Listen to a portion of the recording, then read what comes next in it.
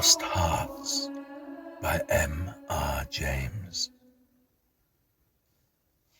It was, as far as I can ascertain, in September of the year 1811 that a post-chaise drew up before the door of Aswarby Hall in the heart of Lincolnshire.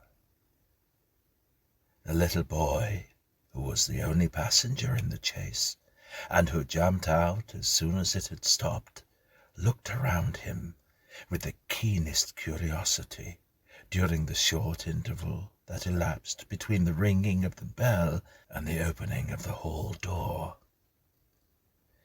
He saw a tall, square, red-brick house built during the reign of Anne. The windows of the house were many, tall and narrow, with small panes and thick white woodwork. An evening light shone on the building, making the window panes glow like so many fires. Away from the hall in front stretched a flat park studded with oaks and fringed with firs, which stood out against the sky. The clock in the church tower, buried in the trees on the edge of the park, only its golden weathercock catching the light, was striking 6, and the sound came gently beating down the wind. It was altogether a pleasant impression, though tinged with the sort of melancholy appropriate to an evening in early autumn, that was conveyed to the mind of the boy who was standing in the porch waiting for the door to open to him. The post-chaise had brought him from Warwickshire, where, some 6 months before, he had been left an orphan. Now, owing to the generous offer of his elderly cousin, Mr. Abney, he had come to live at Aswarby. The offer was unexpected, because all who knew anything of Mr. Abney looked upon him as a somewhat austere recluse, into whose steady-going household the advent of a small boy would import a new and, it seemed, incongruous element. The truth is, that very little was known of Mr. Abney's pursuits or temper. The professor of Greek at Cambridge had been heard to say that no one knew more of the religious beliefs of the later pagans than did the owner of Aswarby. Certainly his library contained all the then available books bearing on the mysteries, the Orphic poems, the worship of Mithras and the Neoplatonists. In the marble-paved hall stood a fine group of Mithras slaying a bull which had been imported from the Levant at great expense by the owner. He had contributed a description of it to the Gentleman's Magazine, and he had written a remarkable series of articles in the Critical Museum on the superstitions of the Romans of the Lower Empire. He was looked upon, in fine, as a man wrapped up in his books, and it was a matter of great surprise upon his neighbours that he should ever have heard of his orphan cousin, Stephen Elliott, much more that he should have volunteered to make him an inmate of Aswarby Hall. Whatever may have been expected by his neighbours, it is certain that Mr. Abney, the tall, the thin, the austere, seemed inclined to give his young cousin a kindly reception. The moment the front door was opened, he darted out of his study, rubbing his hands with delight. "How are you, my boy? How are you? How old are you?" he said. "That is, you're not too much tired, I hope, by your journey, to eat your supper?" "No, thank you, sir," said Master Elliot. "I am pretty well." "That's a good lad," said Mr. Abney. "And how old are you, my boy?" It seemed a little odd that he should have asked the question twice in the first 2 minutes of their acquaintance. "I'm 12 years old, next birthday, sir," said Stephen.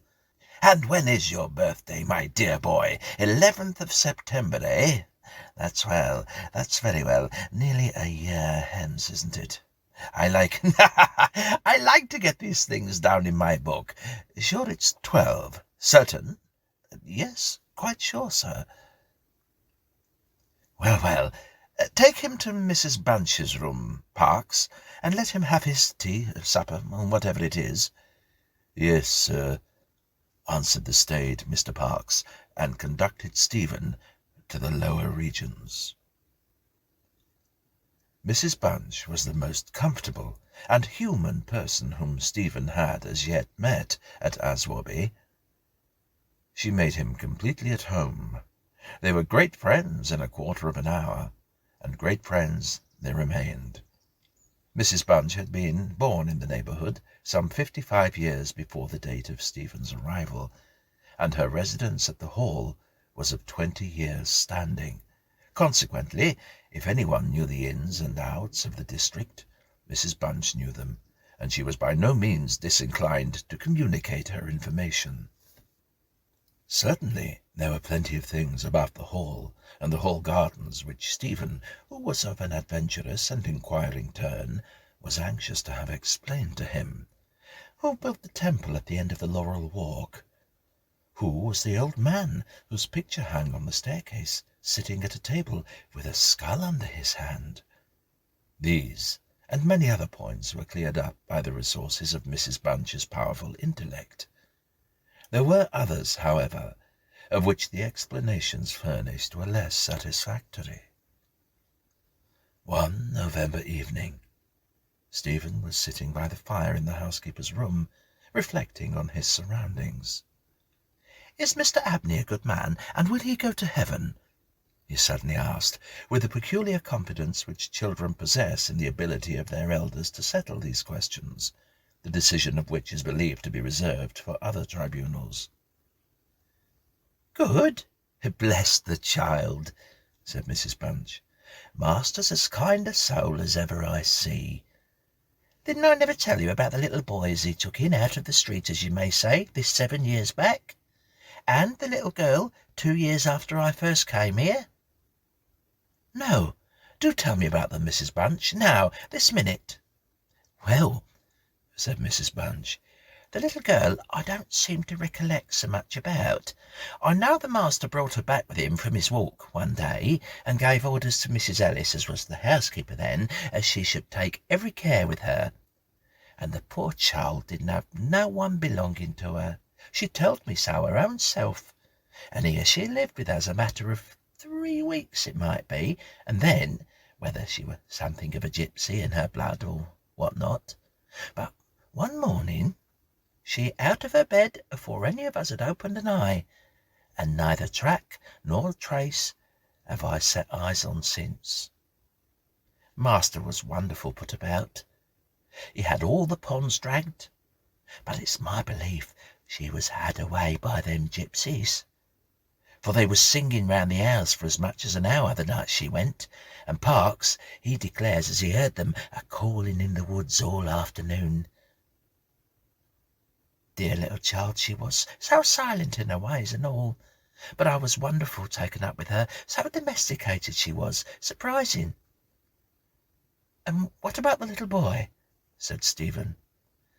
"Ah, that poor boy," sighed Mrs. Bunch.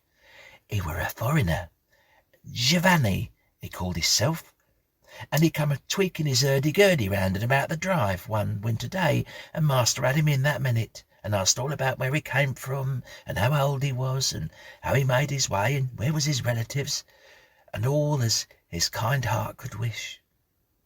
But it went the same way with him.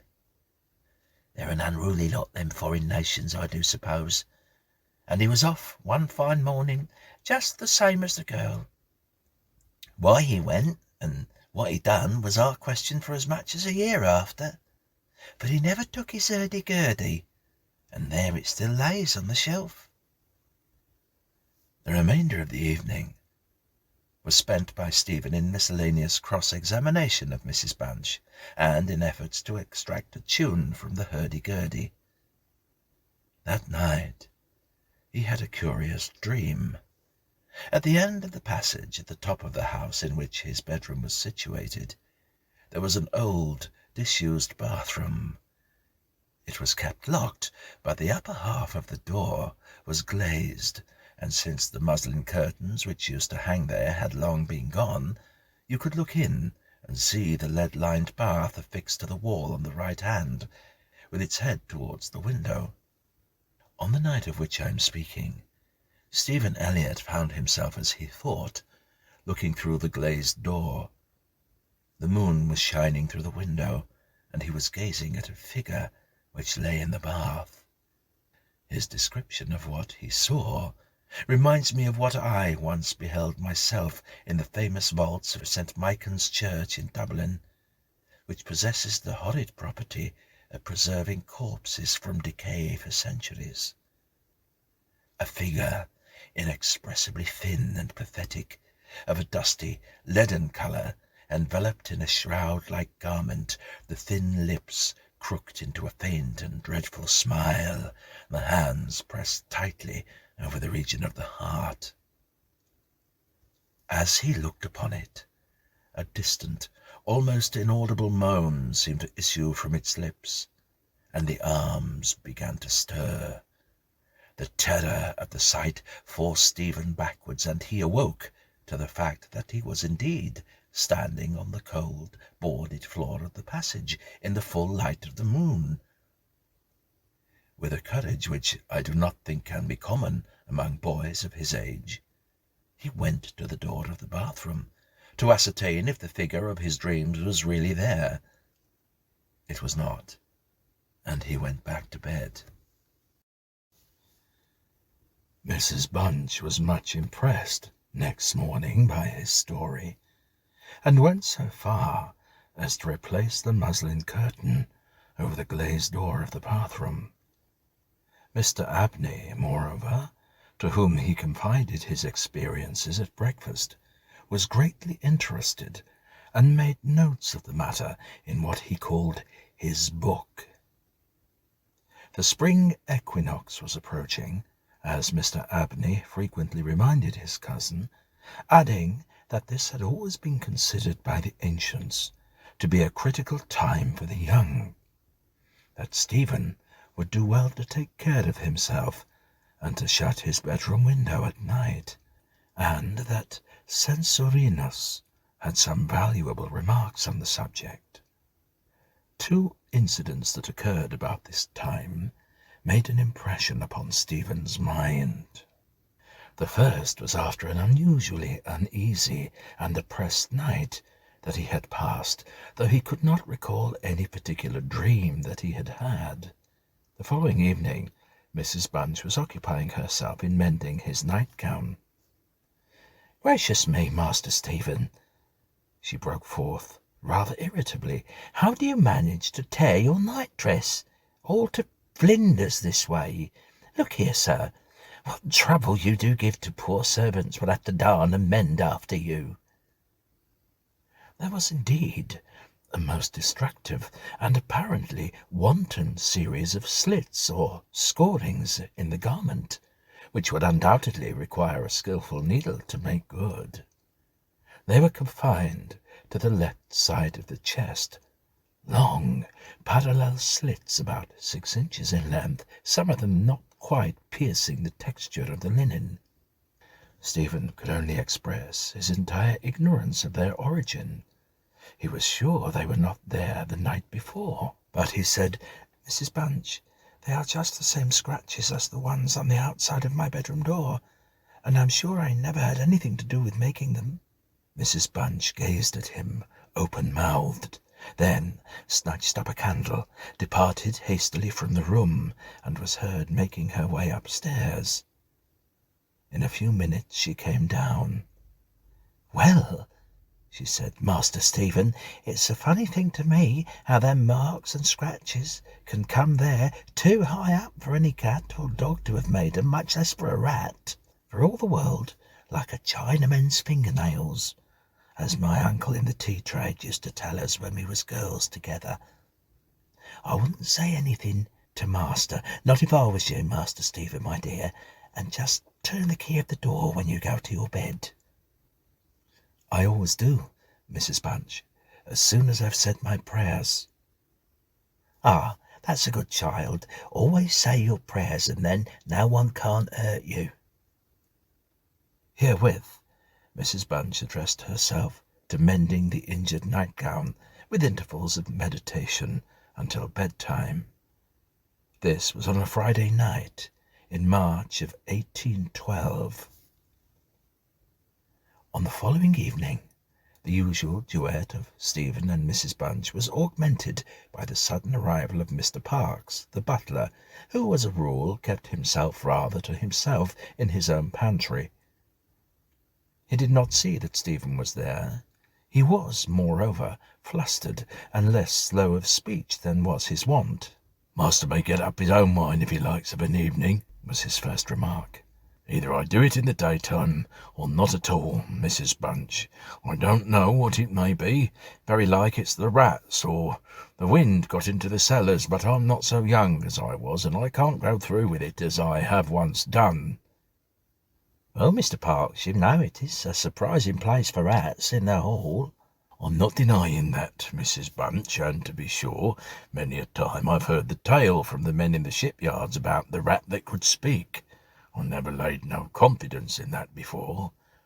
But tonight, if I'd demeaned myself to lay my ear to the door of the further bin, I could pretty much have heard what they was saying." "Oh, there, Mr. Parkes, I've no patience with your fancies. Rats talking in the wine cellar, indeed." "Well, Mrs. Bunch, I've no wish to argue with you. All I can say is, if you choose to go to the far bin and lay your ear to the door, you may prove my words this very minute." "What nonsense you do talk, Mr. Parkes. Not fit for children to listen to. Why, you'll be frightening young Master Stephen there out of his wits." "What, Master Stephen?" said Parkes, awakening to the consciousness of the boy's presence. "Master Stephen knows well enough when I'm playing a joke with you, Mrs. Bunch." In fact, Master Stephen knew much too well to suppose that Mr. Parkes had, in the first instance, intended a joke. He was interested, not altogether pleasantly, in the situation, but all his questions were unsuccessful in inducing the butler to give any more detailed account of his experiences in the wine cellar. We have now arrived at March the 24th, 1812. It was a day of curious experiences for Stephen, a windy, noisy day which filled the house and the gardens with a restless impression. As Stephen stood by the fence of the grounds and looked into the park, he felt as if an endless procession of unseen people were sweeping past him on the wind, borne on restlessly and aimlessly, vainly striving to stop themselves, to catch at something that might arrest their flight and bring them once again into contact with the living world of which they had formed a part. After luncheon that day, Mr. Abney said, "Stephen, my boy, do you think you could manage to come to me tonight as late as 11 o'clock in my study? I shall be busy until that time, and I wish to show you something connected with your future life, which is most important that you should know. You are not to mention this matter to Mrs. Bunch, nor to anyone else in the house, and you had better go to your room at your usual time." Here was a new excitement added to life. Stephen eagerly grasped at the opportunity of sitting up till 11 o'clock. He looked in at the library door on his way upstairs that evening, and saw a brazier, which he had often noticed in the corner of the room, moved out before the fire. An old silver-gilt cup stood on the table, filled with red wine, and some written sheets of paper lay near it. Mr. Abney was sprinkling some incense on the brazier from a round silver box as Stephen passed, but did not seem to notice his step. The wind had fallen, and there was a still night and a full moon. At about 10 o'clock, Stephen was standing at the open window of his bedroom, looking out over the country. Still as the night was, the mysterious population of the distant moonlit woods was not yet lulled to rest. From time to time, strange cries, as of lost and despairing wanderers, sounded across the mere. They might be the notes of owls or water birds, yet they did not quite resemble either sound. Were not they coming nearer? Now they sounded from the nearer side of the water, and in a few moments they seemed to be floating about among the shrubberies. When they ceased, just as Stephen was thinking of shutting the windows and resuming his reading of Robinson Crusoe, he caught sight of two figures standing on the gravelled terrace that ran along the garden side of the hall. The figures of a boy and girl, as it seemed. They stood side by side, looking up at the windows. Something in the form of the girl recalled irresistibly his dream of the figure in the bath. The boy inspired him with a more acute fear. Whilst the girl stood still, half smiling with her hands clasped over her heart, the boy, a thin shape with black hair and ragged clothing, raised his arms in the air, with an appearance of menace and unappeasable hunger and longing. The moon shone upon his almost transparent hands, and Stephen saw that the nails were fearfully long, and that the light shone through them. As he stood with his arms raised, he disclosed a terrifying spectacle. On the left side of his chest there opened a black and gaping rent, and there fell upon Stephen's brain, rather than upon his ear, the impression of one of those hungry and desolate cries that he had heard resounding over the woods of Aswarby all that evening. In another moment the dreadful pair had moved swiftly and noiselessly over the dry gravel, and he saw them no more. Frightened, inexpressibly frightened as he was, he determined to take his candle and go down to Mr. Abney's study for the hour appointed, and for their meeting, which was near at hand. The study, or library, opened out of the front hall on one side, and Stephen, urged on by his terrors, did not take long in getting there. To effect an entrance was not so easy. It was locked. He felt sure, for the key was on the outside of the door as usual. His repeated knocks produced no answer. Mr. Abney was engaged. He was speaking. What? Why did he cry out? And why was the cry choked in his throat? Had he, too, seen the mysterious children? But now everything was quiet, and the door yielded to Stephen's terrified and frantic pushing. On the table in Mr. Abney's study, certain papers were found which explained the situation to Stephen Elliott when he was of an age to understand them. The most important sentences were as follows. It was a belief very strongly and generally held by the ancients, of whose wisdom in these matters I have had such experiences as induces me to place confidence in their assertions, that by enacting certain processes, which to us moderns have something of a barbaric complexion, a very remarkable enlightenment of the spiritual faculties in man may be attained. That, for example, by absorbing the personalities of a number of his fellow creatures, an individual may gain a complete ascendancy over those orders of spiritual beings which control the elemental forces in our universe. It is recorded of Simon Magus that he was able to fly in the air, to become invisible, or to assume any form he pleased by the agency of the soul of a boy whom, to use the libellous phrase employed by the author of the Clementine Recognitions, he had murdered. I find it set down, moreover, with considerable detail in the writings of Hermes Trismegistus, that similar happy results may be produced by the absorption of the hearts of not less than 3 human beings below the age of 21 years. To the testing of the truth of this receipt, I have devoted the greater part of the last 20 years, selecting as the corpora villa of my experiment such persons as could conveniently be removed without occasioning a sensible gap in society. The first step I effected by the removal of one Phoebe Stanley, a girl of gypsy extraction, on March 24th, 1792. The second by the removal of a wandering Italian lad named Giovanni Paoli, on the night of March 23rd, 1805. The final victim, to employ a word repugnant in the highest degree to my feelings, must be my cousin Stephen Elliott. His day must be this March 24th, 1812.